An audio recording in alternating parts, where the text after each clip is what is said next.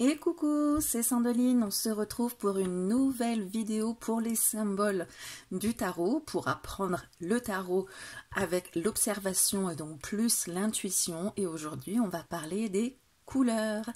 Alors, je ne vais pas vous faire un topo complet sur les couleurs parce qu'il y en aurait pour des heures, des jours d'ailleurs. Ma formation de chromothérapie n'a pas duré que quelques heures. Pour vous dire qu'on va surtout se centrer déjà sur les couleurs rouge, bleu et jaune dans le tarot. Je vais utiliser le tarot de Marseille de Grimaud parce qu'il est un peu moins riche en couleurs que le Camões Jodorowsky. Donc les informations visuelles sont un peu plus, comment dire, un peu moins envahissante, donc on va pouvoir se concentrer un peu mieux sur la signification des couleurs. Je mets entre guillemets signification des couleurs parce que la couleur, c'est subjectif, tout dépend de nos goûts, de la personne, voilà, de notre expérience, etc. Et tout dépend aussi des couleurs en général, la couleur qu'on va aimer, avec telle autre couleur qu'on va pas aimer et telle autre couleur qu'on va aimer beaucoup. Tout ça, c'est ce qui permet de faire un profil complet. Donc là, on va vraiment rester sur le simple, le simplissime, tant qu'à faire, si je peux, et comment ça va jouer sur votre intuition dans l'interprétation des cartes. Alors, je vais commencer déjà avec la...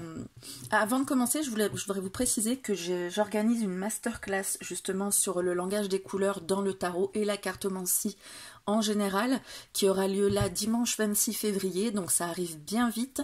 Donc vous allez, pour vous inscrire, ça va être là, maintenant, tout de suite. C'est une masterclass qui va durer 2 heures, donc je vous explique un peu tout sur les couleurs et ensuite vous participez pour me parler de votre ressenti en fonction des couleurs. Donc je vous démontre en fait la psychologie des couleurs et ce que ça provoque dans la lecture du tarot. Voilà, donc la masterclass aura lieu là dimanche 26 février à 17h, pardon. Si vous regardez la vidéo après, il y en aura d'autres, des masterclass. Donc voilà, c'est un format qui est court pour pas vous inonder d'informations. C'est une masterclass qui a eu du succès quand je l'ai faite. Si vous avez déjà assisté à ma conférence dans le cadre de l'événement Le Monde en Rose de Vivre Intuitif, ce sera sensiblement la même chose. Donc voilà, c'est pas la peine de vous inscrire, de faire 2 fois le même truc. Mais pour les autres, allez-y, c'est ouvert, c'est maintenant.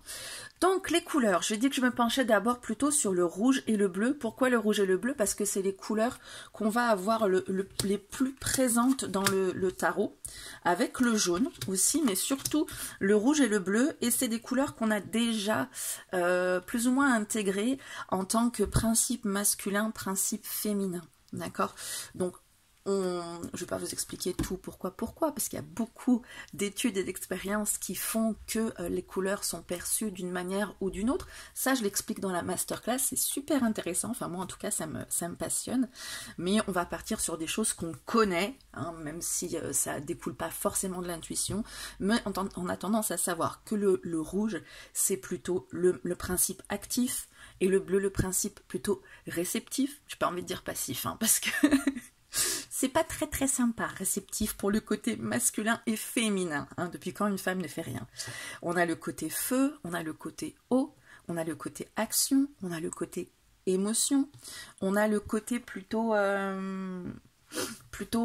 sanguin, plutôt calme en fait.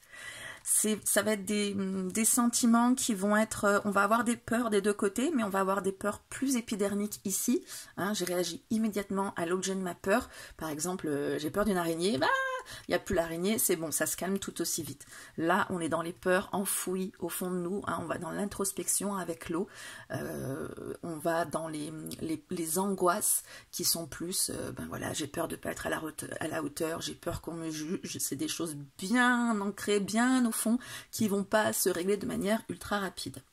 Qu'est-ce qu'on a d'autre pour le rouge et le bleu?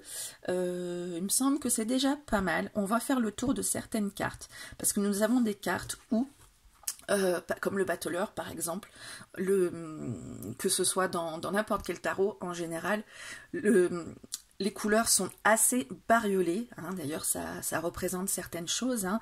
On a une chaussure rouge et une jambe bleue, l'autre chaussure bleue et la jambe rouge. Ça signifie ici, on a des couleurs inversées aussi, on a une hésitation entre l'actif, le passif, hein. On en parlera aussi par rapport aux positions sur les cartes. On a le corps qui veut aller en avant, la tête qui va en arrière, on a les pieds dans deux sens. Enfin, il y a des choses qui sont j'ai pas le mot. Qui s'opposent en tout cas dans ces cartes-là. Le fou, bien qu'on ait des couleurs dominantes rouge et bleu, pareil, ça va être plus peut-être flagrant dans ces cartes-là, le pape, peut-être la justice, l'ermite, vous allez voir tout ça. Donc au niveau, j'ai envie de vous dire, actif-passif, on peut avoir le couple justement pape-papesse.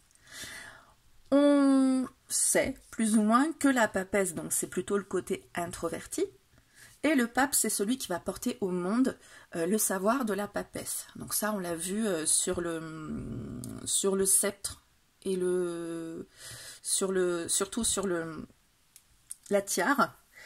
Et donc, du coup, on retrouve effectivement ici la cape toute bleue de la papesse qui va contenir le rouge, donc l'actif. Et ici, on va avoir l'inverse, on va avoir la cape rouge du pape qui va exprimer le bleu à l'intérieur. Vous voyez? On a ici, par exemple, aussi l'ermite qui possède toute la sagesse à l'intérieur et sa cape est bleue. C'est pas une carte hyper active, l'ermite.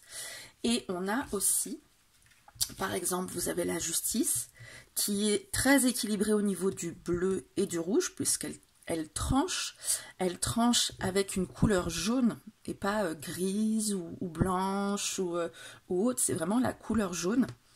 On peut retrouver cette couleur jaune dans tout ce qui va être sceptre ou épée, enfin sceptre surtout, il n'y en a pas d'autre ici. Et donc on va parler du jaune après. Le jaune, remarquez, je peux y venir dessus, le jaune c'est une couleur rayonnante, donc c'est une couleur qui évoque non seulement la gaieté, ici, mais qui va évoquer aussi tout ce qui est pouvoir, tout ce qui est, les couronnes sont toutes dorées, on est d'accord?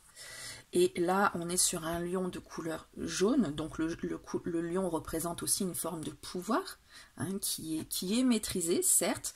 On a le rouge par-dessus, le bleu, donc le bleu maîtrise le pouvoir, et le rouge, principe actif, va exprimer en passant par le calme. Enfin, vous voyez, il y a pas mal de choses qu'on retrouve. Donc au niveau du jaune, c'est fait.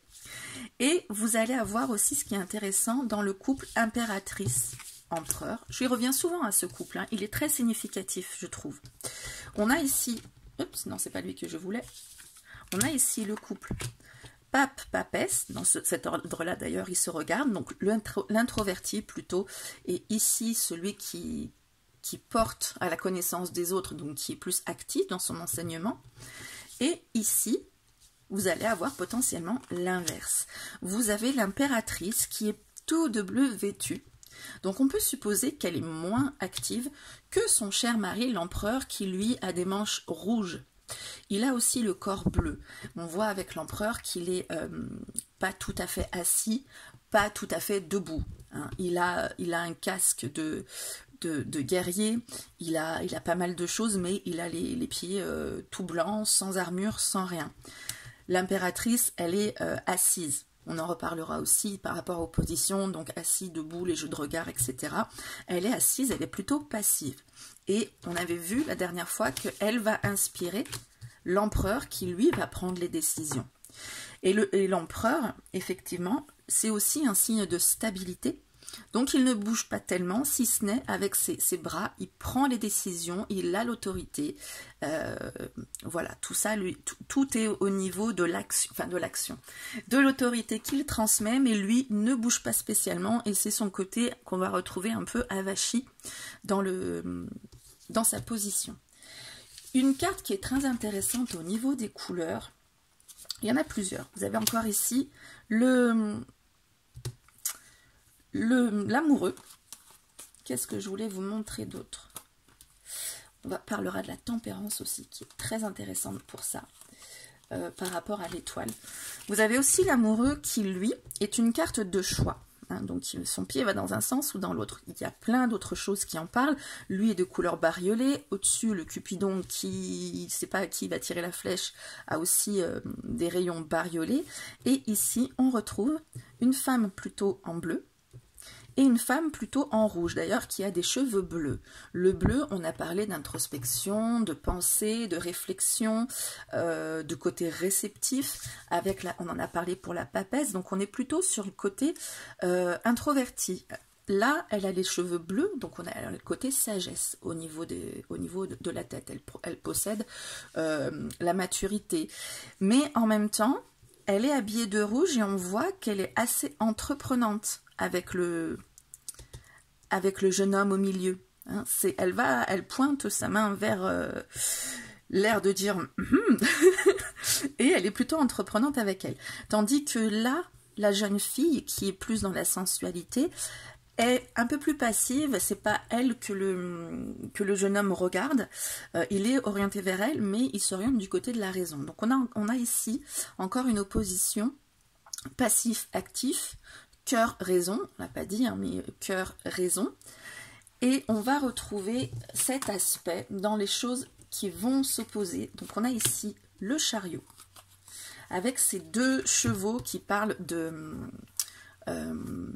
des oppositions, des contraires, qui vont se réconcilier par différents aspects, mais là on est sur deux contraires. Hein. On a un cheval qui a, si on regarde bien dans l'autre tarot de Camoin, il y a un cheval femelle, un cheval mâle.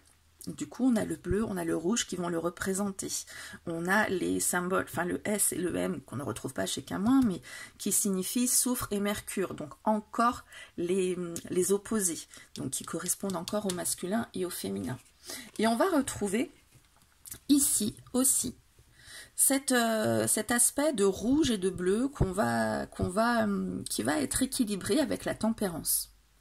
On a la cruche bleue qui déverse dans la cruche rouge, du côté de la robe rouge, et la cruche rouge est du côté de la robe bleue. Donc on a vraiment une histoire d'énergie qui va circuler entre le passif qui va nourrir l'actif, tout ce qui est réflexion va nourrir ensuite l'actif. On a aussi on a le côté inversé, donc on a cette énergie qui circule entre le passif, le réceptif, le masculin, le féminin, le présent, le passé, tout circule avec la tempérance. Ici, les énergies s'opposent. On peut penser peut-être qu'avec cette évolution, les énergies vont finir par se réconcilier. On a encore du jaune comme symbole de pouvoir ici. Et on a une couleur qu'on retrouve sur... je voulais d'abord vous montrer l'étoile, qui, elle, a deux cruches rouges. Elle va déverser du bleu. Donc, en fait, avec le rouge, elle va être active pour nourrir, en fait, d'un côté la terre, d'un côté l'eau. Son action va être beaucoup plus active. Hein. Elle va être volontaire pour aller nourrir la terre, l'eau. Elle est nourricière, l'étoile. Je ne vais pas vous montrer toutes les cartes. On a le pendu aussi, qui, au niveau du rouge et du bleu, on voit que ses jambes sont en rouge et les chaussures en bleu. C'est une carte qui parle de blocage, hein, d'arrêt, on est d'accord, d'immobilité.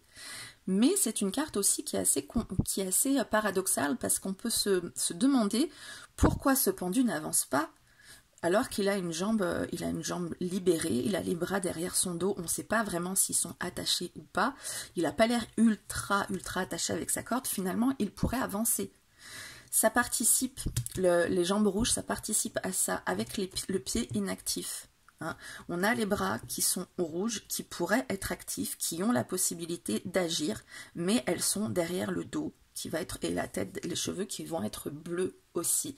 À chaque fois qu'on va avoir des cheveux bleus, il va y avoir une certaine forme de réflexion, de sagesse, de tout ce qui va être lié au côté bleu. On n'a que ces trois-là qui ont les yeux bleus. Je vous parlais du bleu pour les choses enfouies. À ce propos, on le retrouve ici dans la lune. Sur ce tarot de Grimaud, je trouve que c'est beaucoup mieux illustré le côté profondeur de la lune que sur le Camoin qui a l'écrevisse qui ressort quand même vachement. On a cette écrevisse qui est bleu foncé, alors que c'est rouge une écrevisse, on est bien d'accord.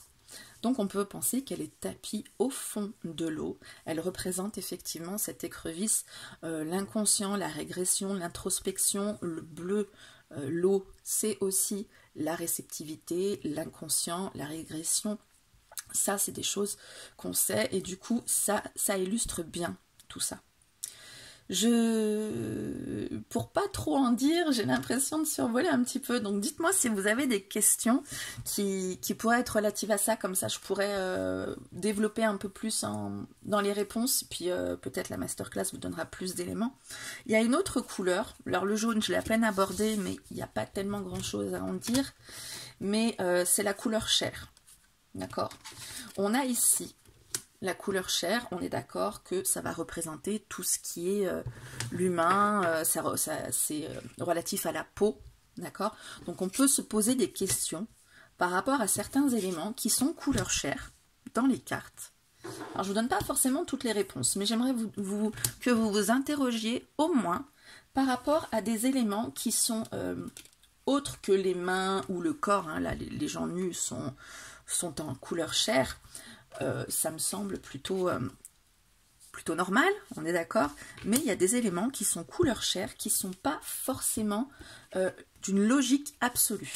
Hein. Donc posez-vous la question, vous me direz en commentaire les réponses. Ah oui, il y avait aussi, d'ailleurs, une des seules cartes qui va avoir du noir de représenter. Avec le diable, on a un petit peu de noir ici, d'accord? Ce sont les seules cartes qui peuvent faire peur dans le tarot, effectivement. La mort, le diable, c'est pas exactement la mort qui fait peur et le diable, le méchant, mais on retrouve du noir dans ces cartes avec le côté obscur. C'est les seules cartes qui présentent un côté bien noir comme ça. Et ben, le squelette est couleur chair. La faux est couleur rouge, donc elle est active, elle tranche. Le bâton est jaune, comme on l'a vu sur certaines autres choses, donc c'est un bâton qui donne le pouvoir aussi, enfin c'est un manche qui va donner le pouvoir. Après, le marron n'existe pas dans ce tarot-là, donc on peut peut-être se dire que le manche est jaune parce que ben, c'est la couleur qui se rapproche le plus du marron. Bon, on aurait pu mettre la couleur chair aussi. Les choix sont quand même tous calculés, je trouve, dans le tarot. Mais on n'est pas obligé de se poser des questions sur tout. En revanche, je trouve qu'il est intéressant de se poser la question de savoir pourquoi le squelette est couleur chair ici, alors qu'il pourrait être blanc. Hein, on la connaît, la couleur blanche, ils savent la faire. Il suffit de pas colorier, voilà, on sait faire la couleur blanche. Là, c'est couleur chair. N'est-ce pas? On a les ailes, idem. Ici, les ailes, le livre, qui sont couleur chair. On a les autres anges aussi, hein, qui ont des ailes couleur chair, que ce soit le jugement, ou que je le retrouve. Non, les ailes sont couleur bleue ici. Question, réponse, je vous donne pas toutes les réponses. Hein. Le but, c'est pas de vous envahir d'informations, mais juste de passer sur le côté observatoire, les questions qu'on peut se poser, ce que ça va provoquer chez vous comme ressenti, ou pas, s'il y a des choses qui vont vous donner envie de vous interroger. Hein, par exemple, le livre de la papesse est couleur chair, donc on peut parler d'humanité ici. Donc le livre, c'est la connaissance, on en a parlé, la connaissance de l'humanité. Donc elle détient toute la connaissance de l'humanité, pourquoi pas, voilà. Interrogez-vous aussi sur ces ailes qui sont tantôt chair, tantôt bleu. On n'a pas d'autres couleurs d'ailes, hein, par contre. Interrogez-vous aussi sur la couleur chair ici du baluchon et du chien. Pourquoi les chiens sont couleur chair? Alors peut-être parce qu'on a voulu aussi le représenter beige, mais bon, on aurait pu les représenter blanc ou utiliser du jaune, comme avec le lion de la force. Pourquoi jaune ici? Parce qu'on a parlé justement de pouvoir. L'emblème de l'impératrice et de l'empereur sont jaunes. L'épée, je vous l'ai dit déjà, de de la justice est jaune. Elle a une sorte de pouvoir. On a aussi ici la couleur chair de la tour. Ça représente le corps, cette couleur chair. D'accord? On a ici aussi la couleur chair. Voilà, on peut s'interroger sur tout ça. On a le sol qui est couleur chair, alors qu'à certains endroits, il est jaune. Alors qu'à d'autres endroits, il va être noir. N'est-ce pas? N'est-ce pas donc? Et à certains autres endroits, il va être peut-être vert. Je ne sais pas vraiment si c'est le sol, mais il y a des pouces quand même pour indiquer que ce côté-là est vert. Nous avons des cartes sur le Camoin Jodorowsky, la tempérance a les mains blanches. Ça aussi, ça veut dire quelque chose. Hein, la virginité, la pureté, etc. J'arrête ici de vous... je vous montre quand même un autre détail qui est interpellant, je trouve. On a une tonsure qui est complètement en couleur chair ici et une tonsure qui est couleur chair avec le centre jaune. À vous de vous poser la question. Pourquoi? Il y a plein de détails intéressants dans le tarot. On peut voir sur la même carte qu'il y a une main gantée, une main nue. Voilà, on a plein de choses. Donc, regardez les couleurs. Pour le moment, on en est au niveau des couleurs avec cette idée que le rouge va représenter le principe actif, dynamique, peut-être colérique aussi, sanguin. Le côté père, le père. Hein, on a effectivement entre la mère ici et le père ici, ce sont les archétypes quand même du père et de la mère, d'accord? Le côté père, le côté dynamique, le côté feu, etc. Avec le côté bleu qui est plus réceptif, plus profondeur, plus mère, plus émotion, plus sagesse aussi. Et le côté jaune qui va être le côté lumineux, le côté de la confiance en soi, hein, c'est le chakra du plexus solaire, le côté pouvoir aussi, parce que quand on est lumineux, qu'on rayonne, on a un certain pouvoir sur les autres, hein, d'ailleurs on parle bien du roi soleil, hein, pour Louis XIV, et la couleur chair. Voilà, je vous invite à regarder ça. Le vert, je trouve qu'il n'est pas très parlant dans le tarot, même si on a du vert qui peut être interpellant, comme ici, le cercueil est vert. La plupart du temps, le vert, ce sont des pousses ou de la végétation, donc des pousses avec 2 S, hein, ou de la végétation. On peut s'interroger, effectivement, par contre, là, sur les rayons verts et blancs. Mais voilà, il y a plein de choses intéressantes à découvrir dans le tarot par rapport aux couleurs. Je vous laisse vous interroger, me mettre en commentaire les réflexions que vous pouvez avoir sur certaines couleurs.